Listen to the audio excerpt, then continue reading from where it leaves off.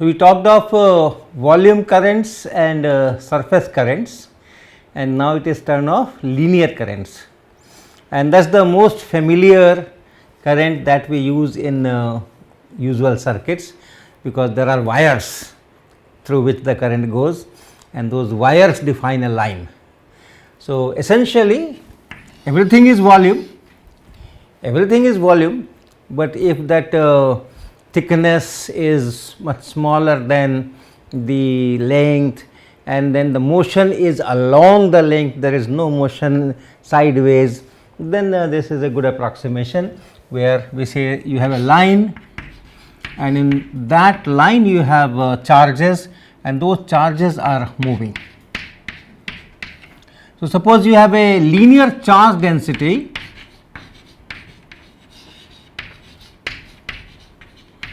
on the line, the line on which this current is there. So, you have lambda, we write it lambda, and what is this? If you take a length dl, suppose you take a length dl, then the charge contained in dl, if this is your dq, then this dq dl is known as lambda. This is your linear charge density. So, it is the length. So, per unit length, charge per unit length, take a length dl, see how much is charge, divide by dl. So, that is charge per unit length, and that is known as linear charge density. So, if you have this linear charge density lambda, which may or may not be same along the line, maybe here there is another lambda, here there is another lambda, here there is another lambda, but whatever. So, if the velocity is v, here the charge density, linear charge density is lambda, and the velocity is v.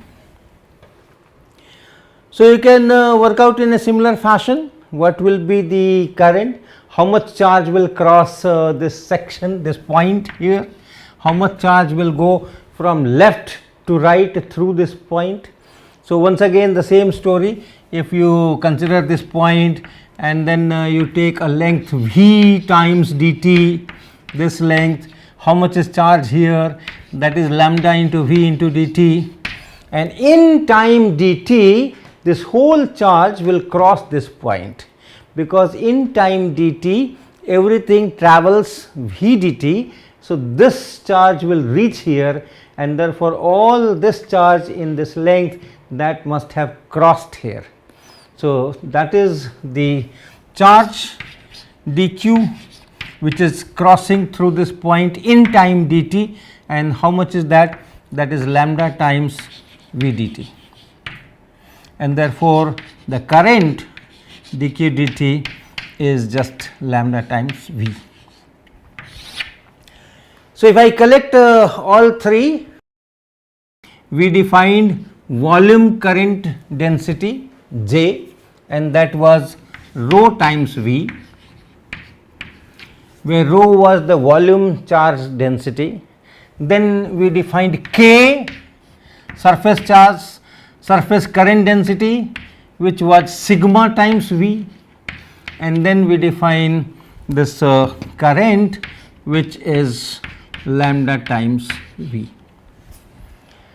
Okay, we do not define linear current density because it is crossing through just one point. So, I cannot divide by the size of that point. Here, when we defined this volume current density, we had a cross section. We have a cross section, we had an area, and then we asked how much is the current going through this area, and then we divided by delta A, current going through per unit area. So, that is how that current density is defined in case of volume.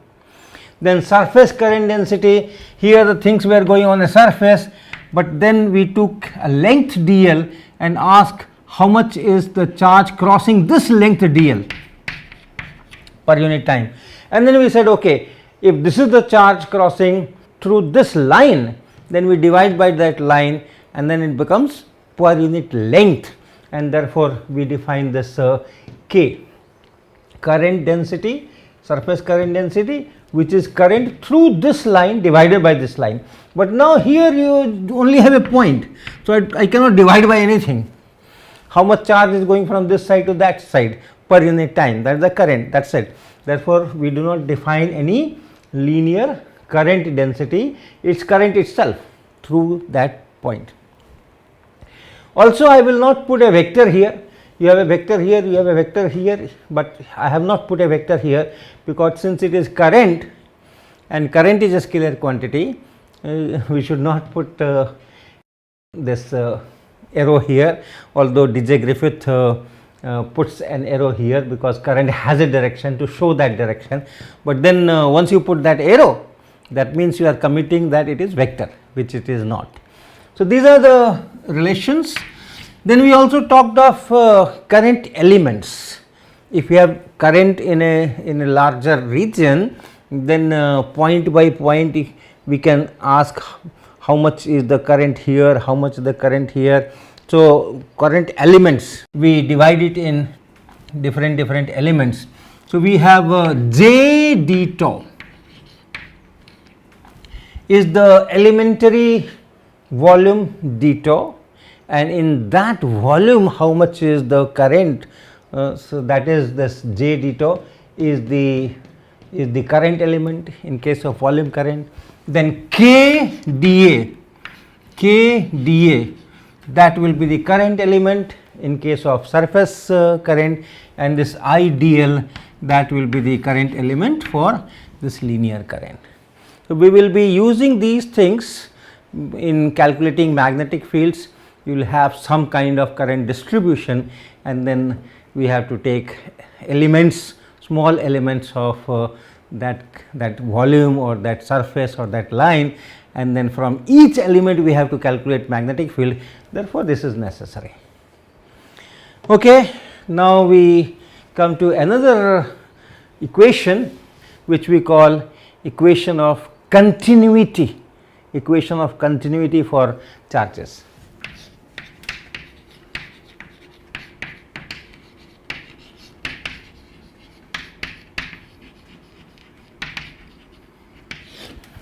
This equation of continuity is essentially the statement of conservation of charge. Charges are not created and charges are not destroyed. Charged particles can be created, charged particles can be destroyed, but charge cannot be created, charge cannot be destroyed. So, that fact is represented by this equation of continuity in case of currents. So, essentially if we have some volume, suppose there is a volume, and then there are charges and they are moving in different, maybe different velocities in different directions, crossing the surface of this volume from here and so on. So, this is the situation, and then we define charge Q, charge at certain time, at an instant t, certain time t, that let us say this is a charge Q. So, Q is the charge contained in this volume at time t, and then we have currents at different places, we have currents. So, from here maybe the charges are going this way. So, you have a current from here. So, on the surface you take a small area element dA. Remember, we are working on a two-dimensional board and we are talking of 3 dimensions. So, the geometry will not, this geometry itself will not reflect the situation very well. So, you have to make an imagination. So, you have a surface, and on that surface you are taking some kind of a small area dA. So, the surface is not only this line, the surface is everywhere. Suppose this is the kind of volume, then this whole thing is surface, and this dA can be here, can be here, can be here, can be here. That is why I am showing it here. So, how much is the current going through this dA? How much is the charge crossing this dA from inside to outside? So, if I call that di, what is di? Di is the current or the charge crossing per unit time, that makes it current.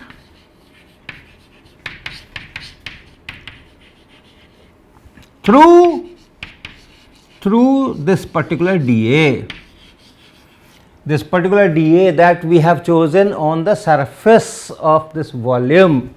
So, how much is that di? That di will be J current density, volume current density, and dot product with dA vector. What is dA vector? The magnitude of dA vector is the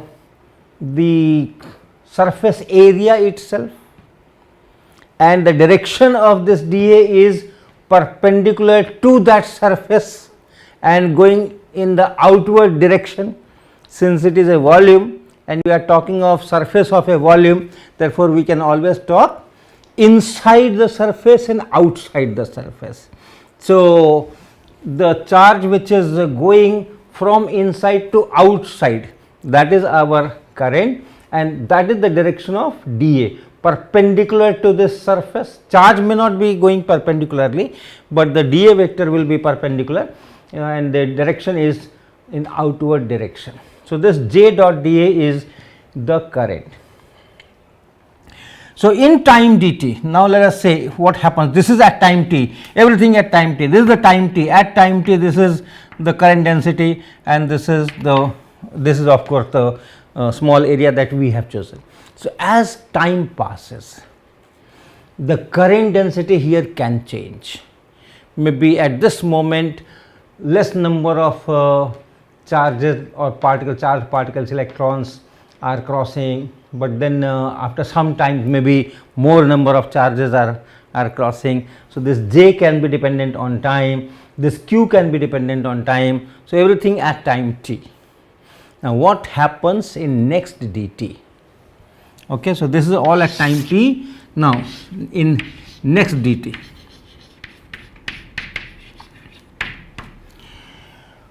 charge which has crossed this particular dA, how much charge has crossed this particular dA in that time interval dt.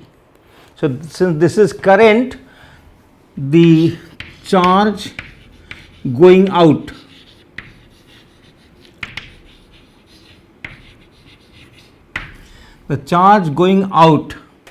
of the volume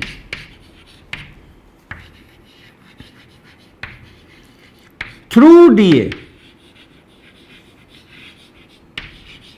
in time dt, the charge which is going from inside the volume to outside in time dt, that much charge has gone out of this volume through this area dA. How much is that? That will be the current and then multiplied by time interval. That is the charge, that is how we define the current, and that will be this J times or dot product with dA and then into dt. Then integrate over the entire surface. That means, now we are adding this quantity, entire surface, the whole surface is now divided by such small dA, small dA. This whole surface is divided in such a fashion. From each dA we are calculating and then adding. What does this give?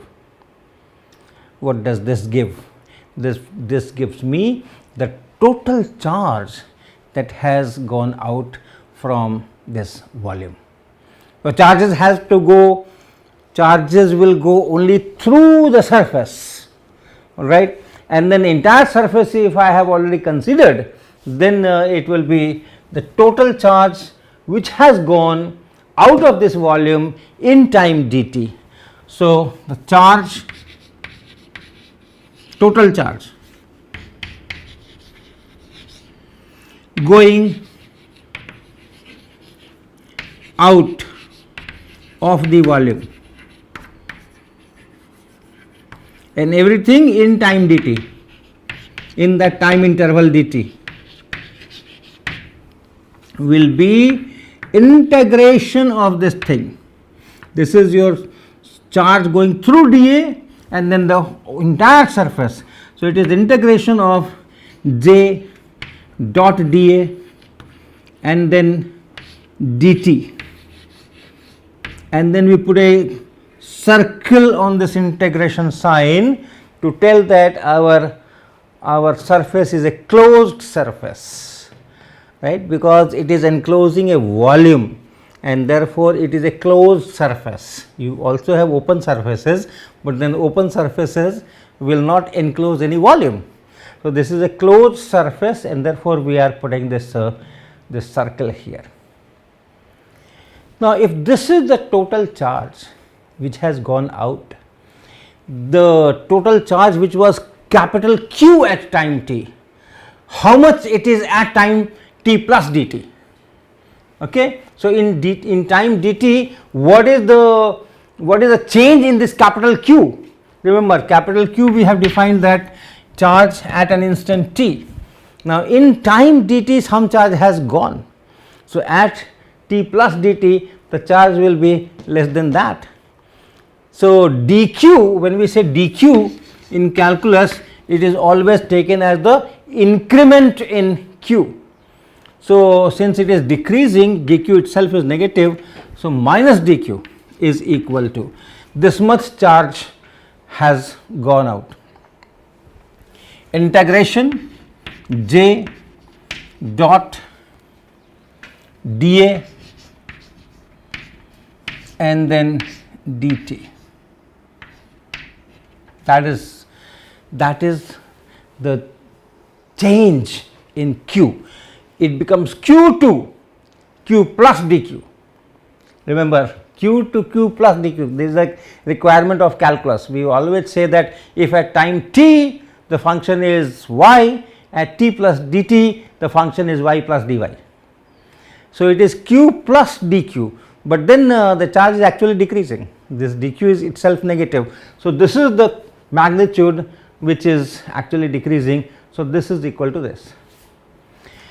Now, q itself can be written as, what is q? What is q? Take this dt here. What is this q? Q is rho d tau integrated over the entire volume. See, rho is the charge density, volume charge density. So, rho is charge per unit volume. So, if at this point your charge density is rho, it may not be uniform in this entire volume. At this particular point, if the charge density is rho, and here if I make a small d tau, a small volume here, then how much is charge in that d tau? It is the charge density into volume. So, rho d tau. So, rho d tau, that is the charge here, and similarly entire volume is now to be taken care of. So, in this whole volume we are taking small d tau, d tau, d tau, d tau, d tau everywhere, and then adding them together to give that capital Q. So, it is rho d tau integrated over the entire volume. This is this Q. So, minus ddt of this charge should be equal to integration of j dot dA, and this is that surface. This is to be integrated over the volume, and this is to be integrated over the surface, entire surface which is bounding this volume, the same volume and the corresponding surface of the volume. So, this is the relation. Okay, so now this is d tau here, volume integration, and this is dA here, surface integration. Now, if you remember, there is a beautiful relation called Gauss divergence theorem. We had talked at length in our part 1, where we discussed this Gauss's law. So, this is known as Gauss divergence theorem. And what does it tell? It tells that if you have some vector A, vector quantity A, which depends on space coordinates, which depends on x, y, z, it is not a constant vector. At different locations, the magnitude, the direction of this vector can be different. And then you have a surface, closed surface, some closed surface S, and on that surface you are integrating A dot dA. There is some vector A which depends on space points, we call it a vector field. So, this is a vector field, and then you have a closed surface, and on that closed surface you take those dA, dA, dA, and then integrate A dot dA, A here, dA vector here, A here, dA here, A here, dA here. So, everywhere you calculate this A dot dA, A dot dA, add them. So, that is this integration. And on the other side you write it divergence of A. We give this symbol divergence of A, just say what it is, and then d tau volume. This is to be integrated over a volume, this is to be integrated over surface area enclosing that volume, and then here you have vector A itself, and this is divergence A, which is a scalar. So, if you multiply, if you take this divergence of A and then integrate over volume, and you take A itself and integrate over the surface of that volume, then these two are equal. This is known as Gauss divergence theorem. Okay. Now, what is this divergence? Once again we had talked about it. So, we had talked about it at length in our part 1, which we write like this. Divergence of A is written like this. So, what is this quantity? What is this thing? So, just to remind you, if you have a point somewhere and at that point you want to calculate how much is this divergence of A. So, what you do is you enclose this point in a small surface, okay. You construct a small closed surface around this point where you want this divergence of A, and then you calculate this A and dot dA over this entire closed surface. The only difference here, this A dot dA, this A dot dA and this A dot dA, what is the difference? This A dot dA is over a much bigger closed surface, and this A dot dA is a small closed surface constructed by me around a point where I want this value of divergence of A, okay, and then divide it by the volume, by this whole volume, delta tau. I am writing delta tau, this is important now. I am writing delta tau to emphasize that this volume is small.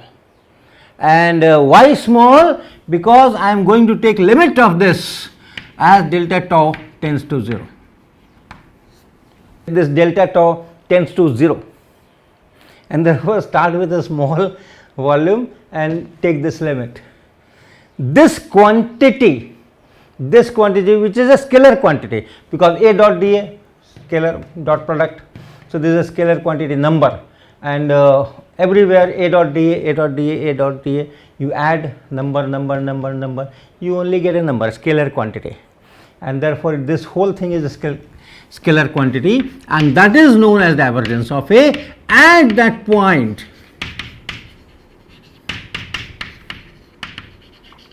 okay, at this point, at this particular point. So, divergence of A is another vector field. It can be different at different points. If I want the divergence at this point, I will construct a closed surface here, and then this limit may be something different, right. So, that is how this divergence of A is defined. But then if you are working with coordinates, if you are working with coordinates, so in some coordinate system, then there are expressions. There are expressions for this divergence. Every time you actually do not have to take limit and all that, and that expression I can just write from the book. Yeah. So, if you are using Cartesian coordinates, then this divergence of A is delta Ax delta x plus partial derivative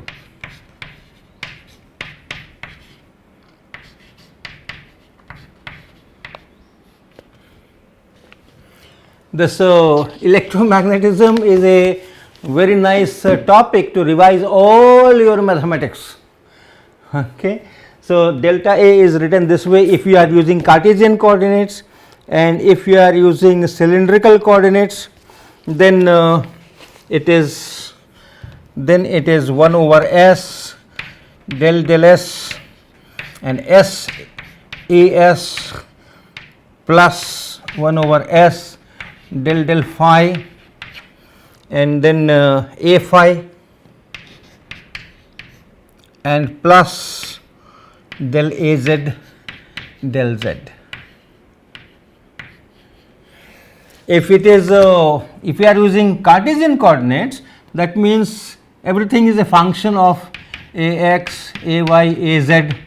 These are components, XYZ components of A, right, XYZ components of A, because you are using XYZ Cartesian coordinates. But if you are using cylindrical coordinates, your coordinates are S, phi and Z, and this A vector is to be decomposed in As, A phi and Az. These are components of A in those directions S cap, phi cap, Z cap. So, that is how it is written. And if you are using spherical polar coordinates r theta phi, then it is more longer expression 1 by r square del r of r square ar plus 1 by r sin theta del theta, and then sin theta a theta, sin theta a theta, and plus 1 by r sin theta and del phi of A phi. I had talked a little bit about cylindrical coordinates in the previous lecture, but you have to be very conversant with these coordinate systems. So, you study these coordinate systems. It is given in the appendix in this book that we are using, and even otherwise you can find it is there.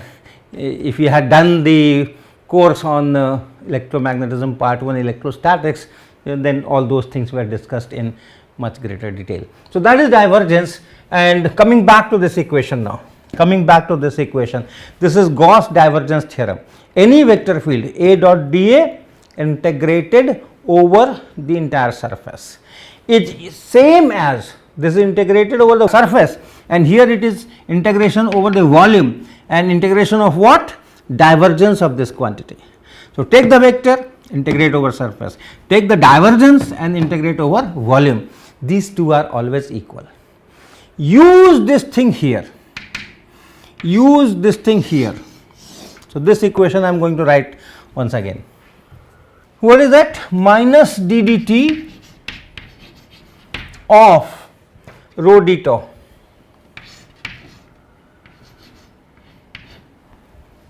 is equal to integration j dot dA. Look at this. integration A dot dA over a closed surface, integration J dot dA over the closed surface. This is the closed surface of this volume, and therefore this I can write as a volume integration. This was volume integration, this is also volume integration, divergence of J and then dA d tau, like this. So this you can now write minus integration V del rho del T d tau is equal to V here and then divergence of J and then d tau. And now you can the same volume here, the same volume here, d tau here, d tau here. So you can write this as, integration over V, if I take everything this side, minus del rho del T and what, minus divergence of J and d tau. You can put both pluses here or take this on the other side. So this equation is here, is equal to 0. And since it is true for any volume, we have started with any arbitrary volume and gotten all these things. So since this is true for any tau, this is true for any tau, whatever tau you want to take, you can take, and that will happen only if this del rho del T plus divergence of J is equal to 0. Now this is a point by point relation, no more integration, no more volume, no more surface. At a point how much is this current density, volume current density? Of course the current density is to be taken in that neighborhood. At that particular point how much is this divergence J, and at that particular point what is del rho dt at that particular time. So this is how this equation is known as equation of continuity, and we will talk more, or we will start our next lecture with this equation here.